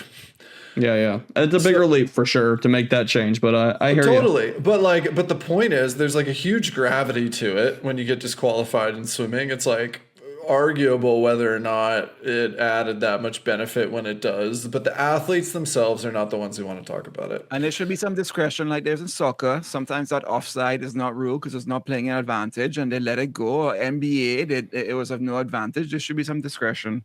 But the issue is, guys, I think it starts with you. And it's almost like you have to like, hi, my name is Luke Paddington. I'm a swimmer and I have been DQ'd. I fluttered kick in 100 butterfly and got DQ'd twice in my career. And I'm okay with that. You know, it's almost like therapy. Like, guys, it happens as part of the sport. Because people get embarrassed by it. You monster. I know. Yeah. How dare you? That they DQ'd hey, I told you I DQ'd an 800 free relay at a freaking long course meet that no one cared about. It happens to all of us. I'm John Mullen. I'm okay. I DQ'd an 800 free relay that I still disagree with. But nonetheless, it happened. Yep. I can't say I DQ'd a big relay, but then also I never went 0-0. So there you go. You know, maybe if I had the balls to get my ass off the block, you know, things would have been different. I don't know. So yeah. All right. What other things were happening? So we had a Neophyto share. How are the swimming tailgates? Man. Well, do you want to go to that yet? Or do you want to go to... sorry, I jumped formats a bit, but we can talk a little bit about tailgating. Yeah. Yeah. I thought they weren't too bad, in all honesty. I thought certain fan groups did well with them, and we tried to support them, but I think it could be bigger for sure. Yeah. And I think part of that is location. How was tailgating with the Texas parents from TBP, DWP? Thanks for the shout out. Yeah. I agree. It could be bigger. Actually, so when we connected with the Texas crew and then the Cal crew, and then we were kind of floating around a lot, hanging out with and talking to parents outside and different fans and crowds, ASU, NC State, and I think one of the big learnings was that. Well, Cal has started doing this. John mentioned it earlier with how many people show up at the meet and are in the crowd for them. And it's a huge crowd. I think it started with John's still drinking some of our leftover beers. That's awesome. Rainier, shout out. It started with a reunion for NCAAs, I think back in like 2010 when they won. It was like kind of the first win of this run. And so now like there must be 150 Cal people there, and like a bunch of them you got a bunch of you have some current swimmers, you have some recently former swimmers, female swimmers, tons. They just have a giant turnout, and you're like, what is a huge competitive advantage for Cal right now could easily be replicated if some other sports said, we're going to come to NCAAs. Even like, let's just say that if you're outside of the top 10 or even outside of the top 5, whatever. But if it's the top 5 teams who did the same thing that Cal did, you would have this like big atmosphere. And so Federal Way provided a great location for that because there's like gravel lot. It's in a pretty residential like area where there's plenty of space around the pool. It's not in the middle of a city or anything like that. And so there's places like giant parking lots where you could set up a tailgate like you would for a football game. And so that's what a lot of, teams did. They're just kind of hanging out outside the pool, getting their vibe on before they come in to watch the racing. And even during the diving break, might to take a little break and come back in. And so that was awesome. And I remember when we were standing there on one of the days with the cow crew, there was a giant crew, but it was all cow people. And then you had the rest of the space outside that could have been a bunch of other teams. And I was actually talking to I think it was Destin Lasco's dad about this. It was like, wow, imagine it if it was all of these, like if you had Indiana and NC State and the Texas team, all like everybody hanging out here in the same like environment. And it was like a festival. How sick would that be if you could just like roll around the tailgates at the NCAAs? And if it was combined for men's and women's, then that might be like take it to the next level too, because you'd have a lot more people there attending. Whether or not a facility could handle that, I don't know. But like creating that kind of like festival environment outside is totally possible for swimming. We saw like, flashes of what it could be when we were in Federal Way. Weather participated mostly, which was kind of nice. If it was nice and warm, that'd be even better, like it was, trials in the summer. But yeah, I think a lot of potential. I'm curious how the format might be able to help it happen, or if teams potentially could think about moving their alumni weekend instead of having it on campus. If you're going to have a reunion, instead of having it on campus, maybe do it at NCs, especially if you're amongst the top group, or even if you're not. Come and cheer on your swimmers. Why go to a football game? I love going to football games, but why go to your home football game when you could go to NCAAs and cheer on your sport? That could be a cool way to do it. And dude, I fully agree. And if you love Social Kick, we love Social Kick, because we like talking swimming and drinking beer and talking swimming. That's what that tailgate was. So it was like, yeah, I feel my homies. Everybody there was swimming and talking swimming and the meat and drinking. And it was fun.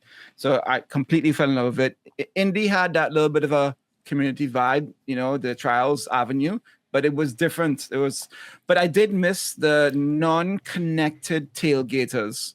Is that a word? Can I use tailgaters? The non-connected tailgaters to the community weren't there, like the general public, like your buddy Jesse. It'd be nice to have some like general audience people there. And it would have been nicer if a coach could have walked through. Just like walk through, high five. Yes, we had to go outside the building as they walked in. But what if the coach were able to just pop by and see the alumni for 2 minutes? And like take a team picture and then go inside? The power of that. Sometimes they do. I don't know. I saw Nesty outside hanging with the people in between in the diving break of the last night. But yeah. Mm-hmm. No, I think, like you said, I think it wasn't bad, but could be so much better. And I think part of that is location, maybe having a convention center similar to what USA Swimming did for Olympic trials. I don't know why this needs to be that different. It's similar caliber athletes, similar excitement. I think even better excitement because there's a team component as well. So there's alumni there that have different, reasons to be there. Mostly swimming people, but maybe even some non-swimming people. So I really think if you hit a location similar to Indy, convention center's close, you have the environment there, you have booze for sale to keep everyone having a good time and being excited. And I think I'm coming around to making it a combined meet, and it's just like, finals of women's, like A finals of women's, A finals of men, boom. Put an hour coverage of talking about these athletes and these stories. I mean, B, you mentioned it. It's like, God, we're such swim nerds. We'd watch finals, drink some beers, get drunk a little, go back home and watch Rowdy and the telecast of the meet again there. And we're like, why aren't we talking about Bob Bowman and his second win here and how he coached Zalin in the mile and now he's in the mile for IU, and how that it's such a unique impact there. So there needs to be, I think, more backstory, and that's where the Olympics does such a good job. Yeah. And something we've talked a lot about is that there is this backstory, and we assume people are excited about the Olympics because of the USA aspect of it in America. But I do think if you give them the backstory ahead of time, it will propel it to some degree. And connect the audience a bit more to the swimmers. So and that's where the backstory. Totally. But no, like physically, like you want to talk about how pools could be improved, like have the stands go down to the deck, sort of like like you have in a lot of stadium. Where where it'd be nice for you can interact and keep a distance and keep sections, but it's easier. It was we were separate. We were lucky we could go on deck, but bridge the gap a little bit more. Yeah, you're definitely separated from it. That's a good point about the venue and like just the design of the building. Like that makes a big difference. Fans on the side getting wet with drinks. I mean, I will say this: the athletes do get loud, but I don't know. I think fans on the pool deck on the side. Ooh, that'd be different. I mean, I had the good fortune to go to the volleyball in Paris, and it's you think about a volleyball court or a basketball court, fans are all around it, and how come swimming isn't just all around it in a short course format? It should just be all around it. You've got fans everywhere you look. Like that's how it should be. You're right, Luke. And they should go all the way down to the floor. Like the team can sit there and watch, or we'll figure out where the teams need to sit so that they can cheer for their team, or where the coaches need to be and all that stuff. But I mean, I think trials is a step in that direction. The Olympics is a step in that direction. I don't know. Things aren't looking good for budgets for college swimming, but if college swimming had that kind of format, oh man, what a raucous environment that would be. Well, to the head of ESPN who's listening to us an hour and 15 minutes in, could we have some mics that would pick up and relay the crowd sounds? Not just the whistles we're hearing, but like you hear the crowd sound. Just have another mic picking up the crazy crowd sounds, like you said, Ryan. Yeah, if you've never been to NCAA meet, the meet different. What's happening in the arena is different totally different. Way higher energy, way more tense. You don't get any of that. That's such a good point, Luke. You don't get any of that when you're watching the broadcast. And I think the shot from the turn end into the empty stands of the corner doesn't give you that vibe. And look, a friend of the pod, Rowdy, swimming legend, just got his call out for commentating LA 28. I think it's awesome. I will say though, the rest of and Beisel's on the broadcast. She's doing awesome. I think when you tune in to NCAA's on ESPN, and the first thing that you see is Samantha Potter, and sorry, I don't remember his name, the middle guy host who doesn't know anything about swimming, and Rowdy. It's like, hold on, what are we, like, who's hosting? They're all in polos, and it was hot in there. It was hot. It was warm in there. But it's totally different than when you look at an ESPN broadcast of, name this NFL game or college football game or whatever, and let's just think about it. Like, just to be honest, what is it? You've got like some former players who are there. You do have a general host who's typically not a player, fair. Yeah. And then you've got like a hot sideline reporter. So they're not too different if we're being honest about that model or what they're trying to do. But I was really put off by that general host guy, just to be honest. And I thought that we really missed a lot of the potential context of the nuances of what's happening in the race. And I think Sockwell's got a great point, and he submitted his application, and I hope he gets it, because there's a real opportunity to bring the casual viewer or the educated viewer a better experience in what's being told about what's happening in each of the races, what's happening in the team dynamic, what else they've done within that season. When they go out in 18-9, what does that mean besides just reacting? Oh, 18-9. Whoa. We need more. And there is more, and it's not coming through, to put it bluntly. And so I think that there's a real opportunity in that. I'm not really, I don't, as far as like fireworks for athletes walking out or that kind of thing, like, sure, fine.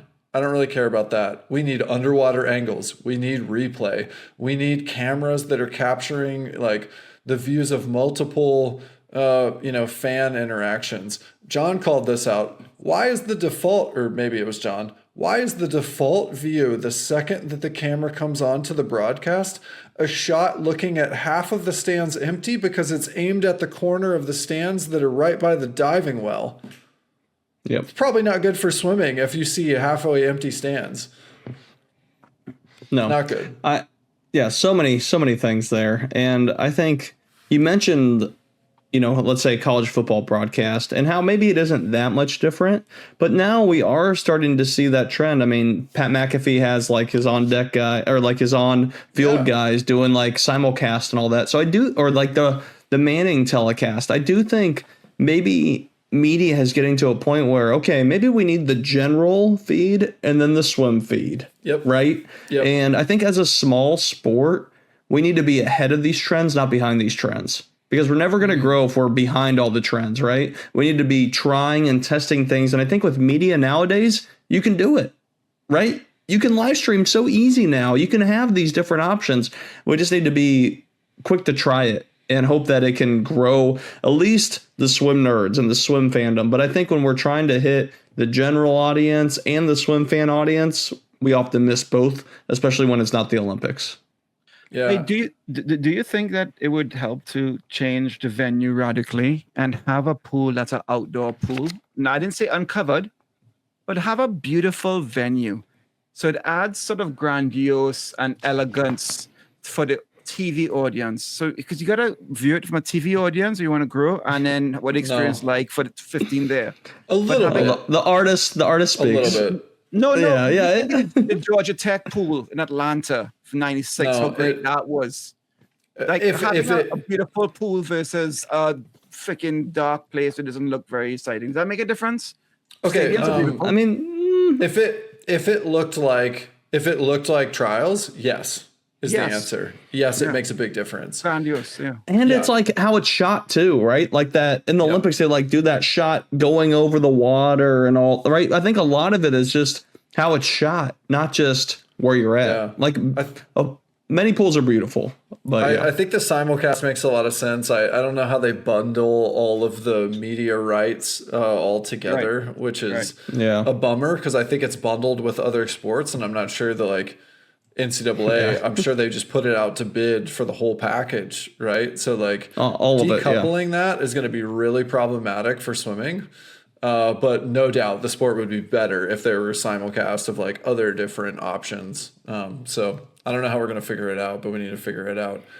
Mm-hmm. Let's talk about some of the conversations that we had with just like people. We talked to tons of people walking around the pool, walking around tailgating. We'll hit a few here. I mean, scholarship cuts was a gigantic thing that was happening, and it impacted every team this season. But it was a thing that hit college teams that, it looked like everybody swam. Top teams swam real well. But it's easy to forget that, maybe even a third of their team, maybe more, some of their teammates, some of their friends just got told that they got to take a hike. They don't have an opportunity next year. And that just happened to these teams. And so watching the meet, you wouldn't know that.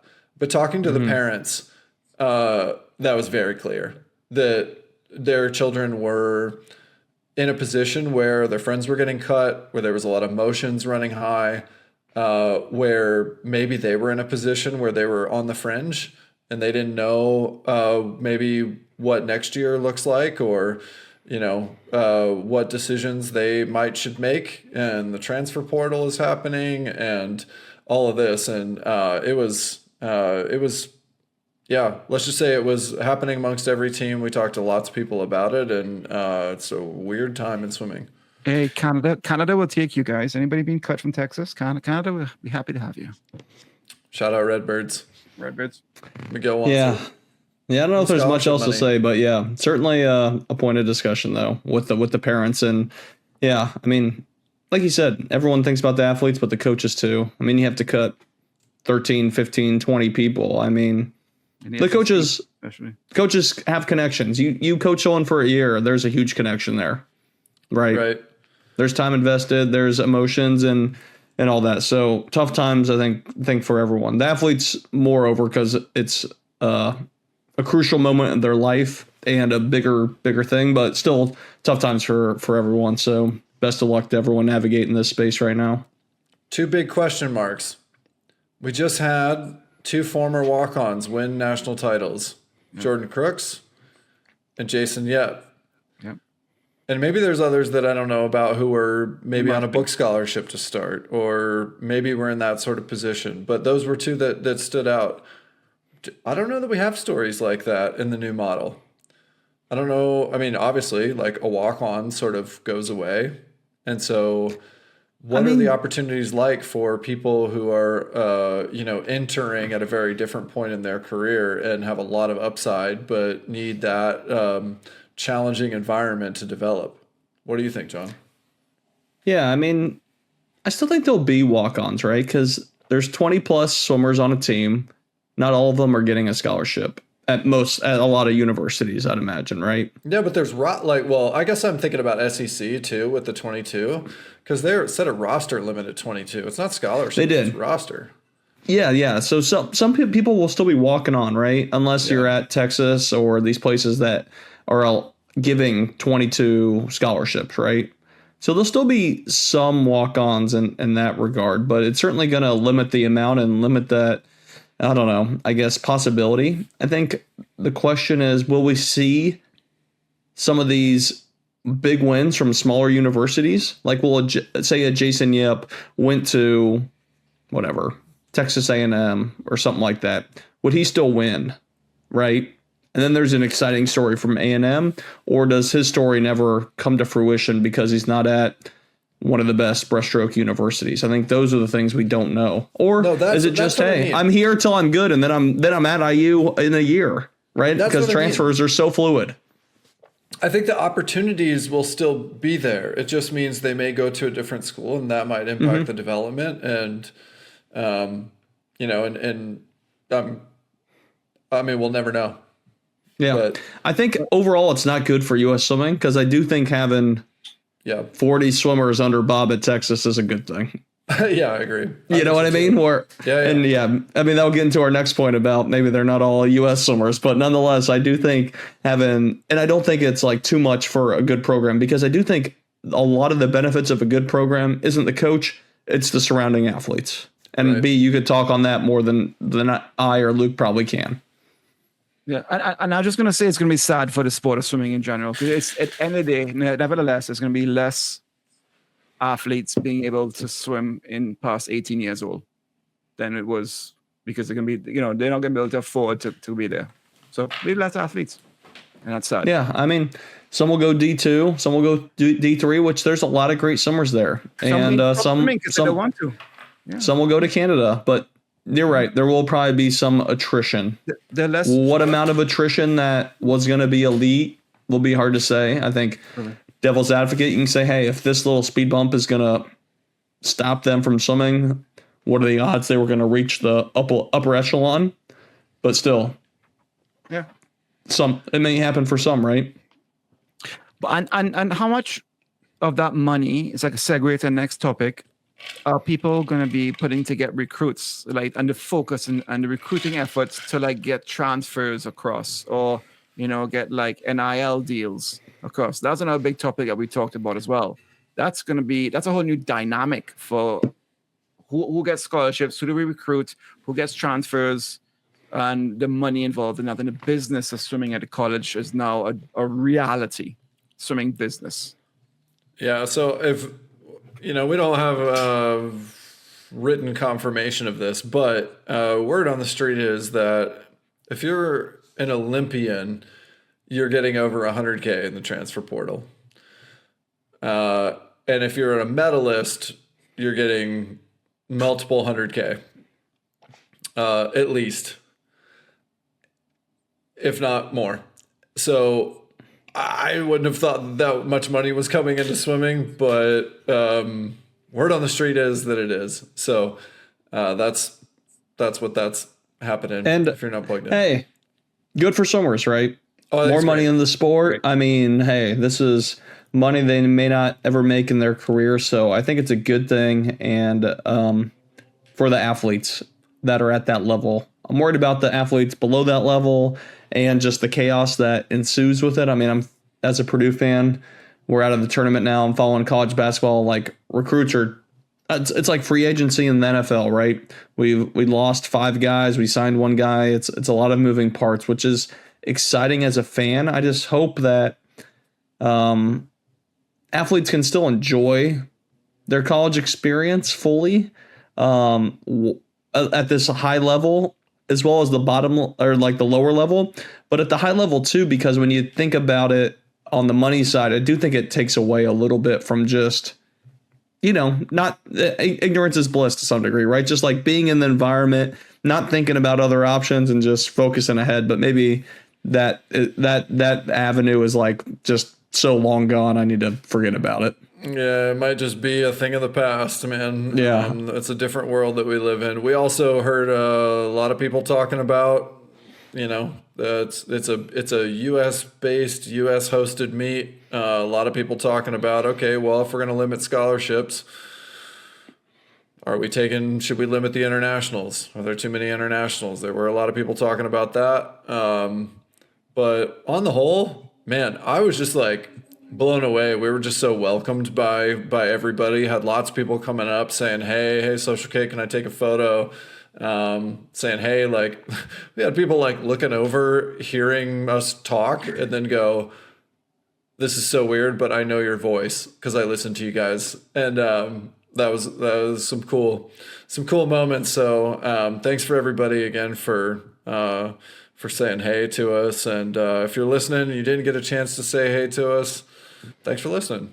We appreciate it. We're several years into doing this, and we've had a lot of fun doing it, and we're hoping to keep doing it. So, yeah, let's do what? Go ahead, Luke. You got something to say? I was just going to say one thing is that I had a problem that I didn't have an American team that I graduated from or alumni of. So I was like, who am I supporting? And I'd walk past, I'd be like, hook 'em, roll bears. I just don't know what to do. And I don't know if that's a problem with swimming. Like, we don't have, like, what's that team I want to support and win and care about? Because, I mean, I'm not that kind of person in general except for basketball. But, yeah, it was nice to, like, get connected with Texas and feel a connection there and understand that culture a little bit more. So, naturally, I roll for them. My Tennessee boys, the Caribbean boys, I went there. But I wish there was more of that, like, fan base cheering on that weren't directly members and connected to the community. If that made sense. But I do think if they provided more stories, it would happen. And I think I know who you're really with. I don't think you want to say it, or you've accepted that you're a Tennessee Vol at this moment. But that's what I feel. Right, you see your Caribbean, so you have connections. You have the Caribbean guys there. You're trying to convince them all they're Trinidadian. So I think you have it. It's just it comes in a different way where Brian's bleeding for Auburn and I'm rooting for diving whether I like it or not, and that's just how it goes as a Purdue fan, right? It just is So I think it comes through in any sport if you follow it. And could use a little more guiding because obviously we followed the sport really closely, right? You wouldn't know where these guys are from if you didn't do what we did or follow the sport closely. But even as closely as we follow it, there's more things that I want to know that aren't big time, right? There could be so much more. We're just finding out people are walk-ons or people's backgrounds and all that. So couldn't agree more. Yeah, and we only have so much time to talk to so many swimmers, and but I'd love to talk to them all. I'd love to hear all their story. I'd love to know, how they've been doing in the season, or what didn't go well, or where were you injured, and what a comeback, and all that stuff. None of that to show through. None of that. So let's land the plane with some superlatives. So we got a few here.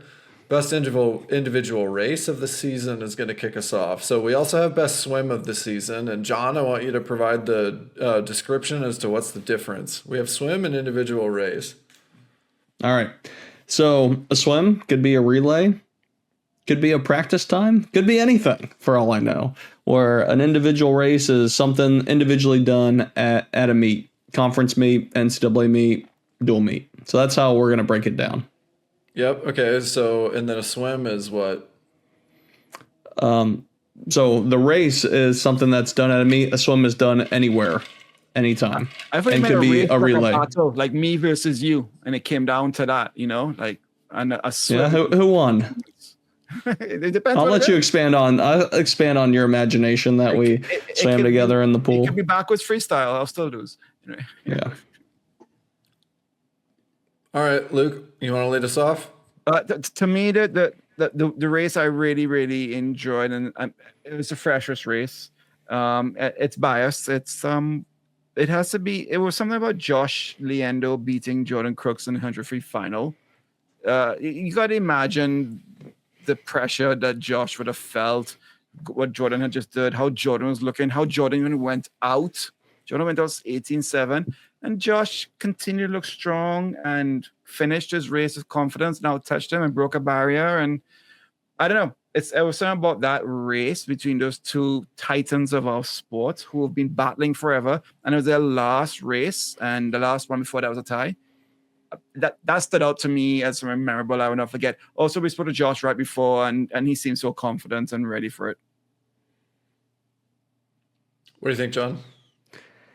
Yeah, race for me was 200 back women's. I think interesting storylines with Claire, transferring from Stanford, taking a year off, obviously having a good year already, so she was on par.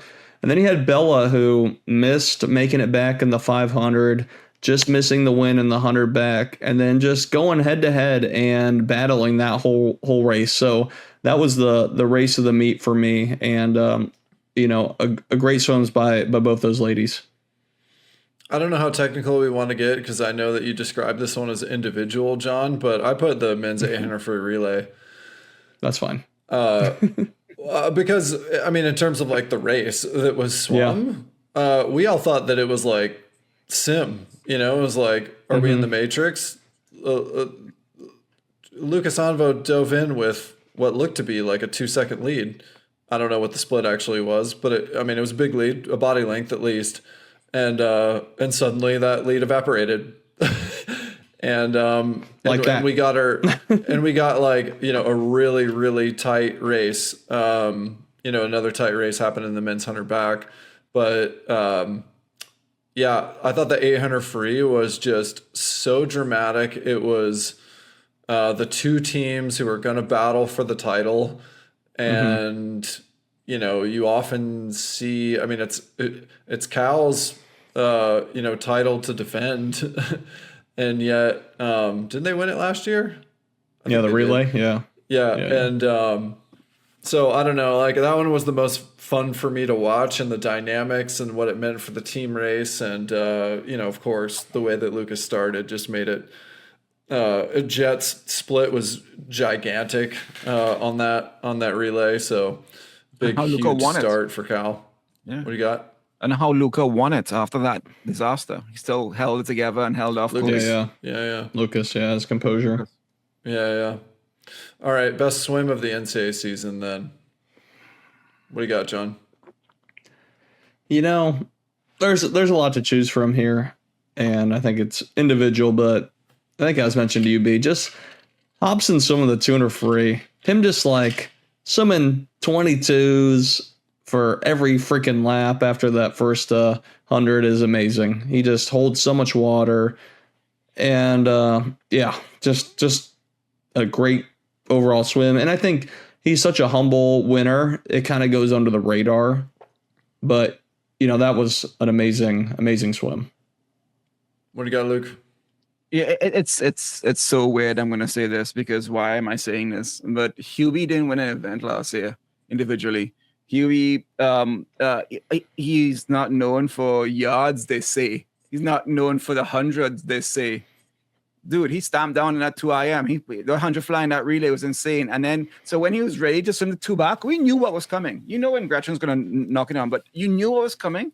But still, when that 2 back came, the Olympic champion, it was like, holy shit, even though we expected it to come. And that says something about that swim. Yeah, the way he swam the 43 low or 43.2 and the 100 back was like, oh no, this 200 back is going to be scary. Which is crazy to think against a 3-time defending champ that I think we all went into that final and went, this isn't a race. And NCAA record holder. Yeah, I mean, this is going to be one of those moments like you talked about the women's meet of like, what are they going to do? This was what's he going to do? We stood next to Destin's father, and I was just like, it's going to be a fight tonight. You knew when you spoke to him. But my point is, I thought it wasn't going to be a fight. Yeah, it was like a done deal before that Hubie was going to win. I mean, as good as Destin is, right? It was the nicest thing I felt I could see because I knew. Oh, okay, but you didn't actually believe it. Yeah, I didn't think he. I knew he was going to fight, and it's true, he fought. Right.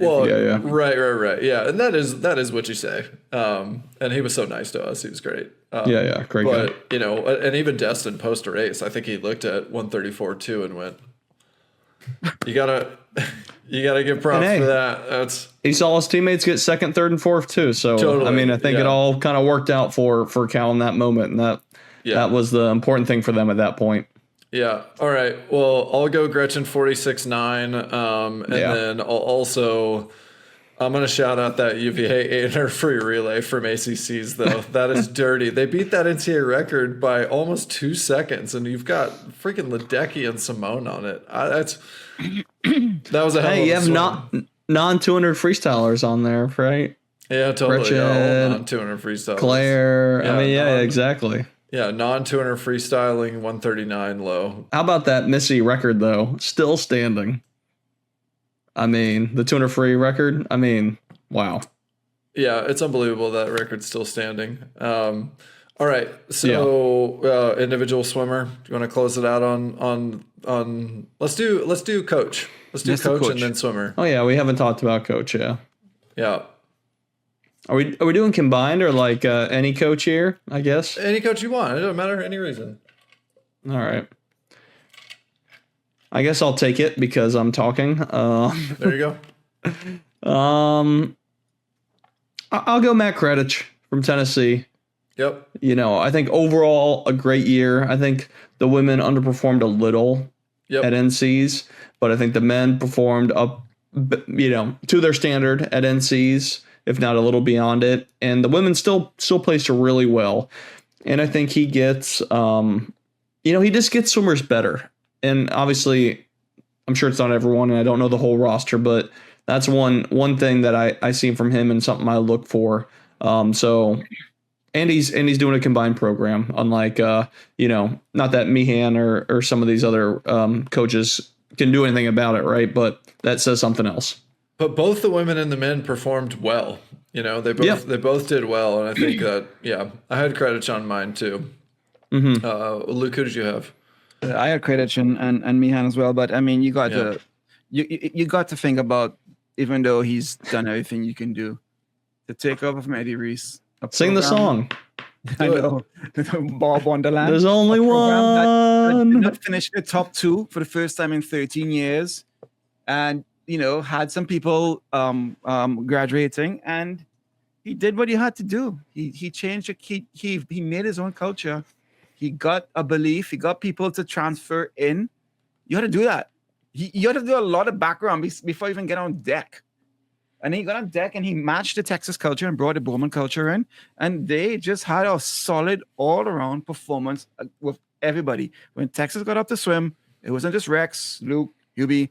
It was a Texas swimmer getting up there. And there was a culture. Do your work.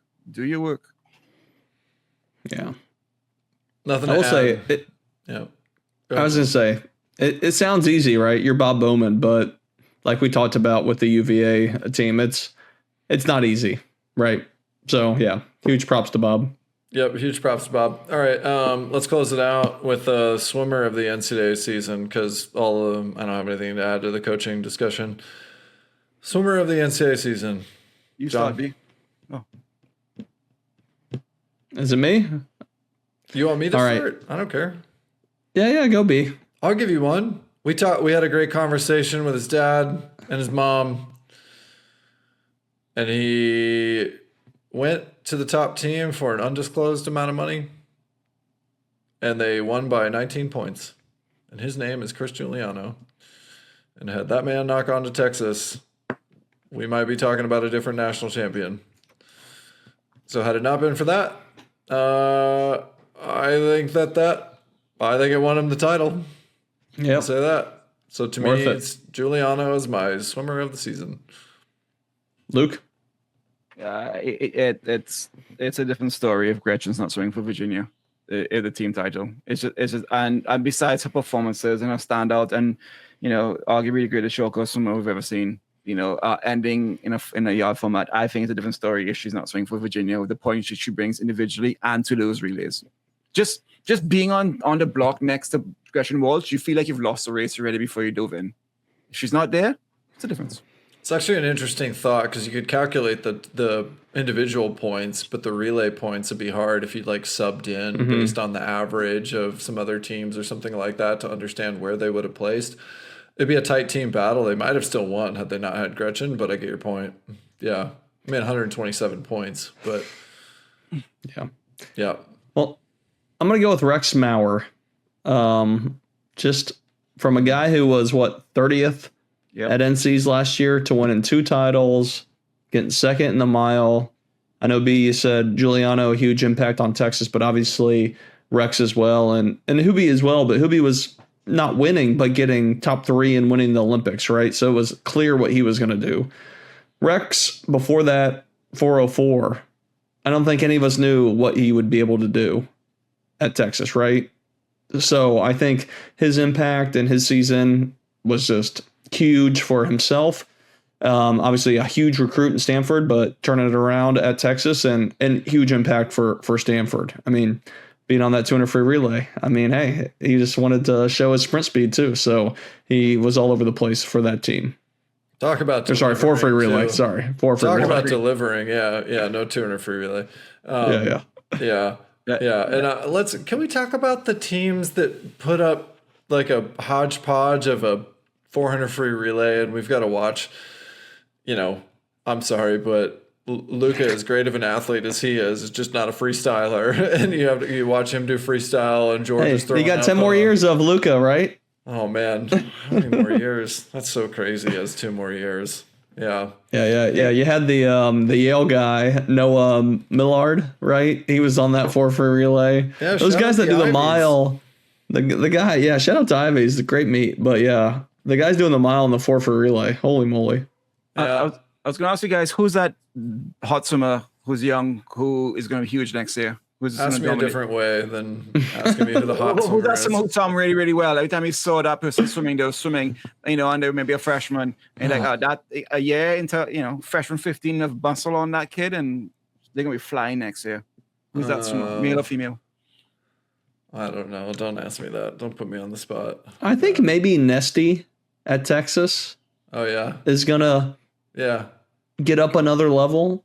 Obviously she was on a few relays for them, but I could see her getting another, up in the top 5s, top 3s next year. Shockley was everywhere. Shockley kept being lane. I mean, she scored a ton of points already. Yeah. I mean, totally. I think she's already there, man. Yeah, I don't think that's off the radar at all. No. Yeah, I don't. She's there. All right, off the radar. Yeah. Anyone from the men's meet we're thinking of that underclassmen? I mean, we talked about there's not many freshmen, and part of it's because we have the 5th years and the seniors on the men's just dominating, right? So there's going to be a huge wave out. There's obvious John, my boy, Chick-fil-A. I was just going to say him. I honestly, wonder. He's a sophomore? Well, I wonder what's going to happen. This relay experience is huge. And so once you've got that confidence that's built and he swam well in the relays. All right. No one knows who you're talking about, by the way. So just say his name. Nikolai Blackman, the 50, 100, 200 freestyler who is already has dropped incredible times. He's a sophomore, I want to say. He has 2 more years. He's going to be under Guy. Jordan's still going to be training there. We see the improvements. You see how he steps up for the game. Watch this kid, dude.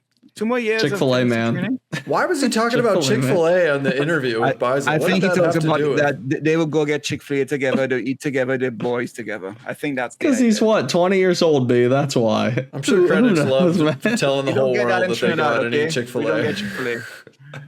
We like our chicken. Let's get out of here, boys. What a fun time. What a great experience to just go and be fans of swimming. Yeah. Dude, longest pod of all time for us? Yeah, probably the longest one. If you stuck made around it, with good us job. this far, way to go. If you made it this far, one thing that I wanted to mention that we learned about our that we have 2 distinct audiences. We talk to a lot of people that listen to the pod but might not be following us on Instagram. We talk to a bunch of people who follow us on Instagram who might not know that we have a podcast too. So if you enjoy Social Kick and you like listening to this pod, if you enjoy every time it comes out every week, first of all, if you're not on Instagram, cool, no worries. I'm personally not, but we do it for the pod. But tell your friends about it. If you like talking to your friends about podcasts, pick one swimming friend or somebody who follows swimming and share it with them and ask them if they know about Social Kick. That would help us out a lot. Once again, shout out to our partners, Destro Machines, for making it happen and allowing us to be able to go to NCAAs. And also for the sweet merch, for the caps, the awesome caps from Hydrofoil. Thanks so much for those. And reach out to us. We love interacting with you. Thanks so much for listening. And we'll see you on the next one. Hey everyone, thanks for hanging out with us. If you enjoyed this episode of Social Kick and you'd like to see more, subscribe to the channel. And we love talking swimming and we'd love to talk about swimming with you. So leave us a comment and we'll see you next time.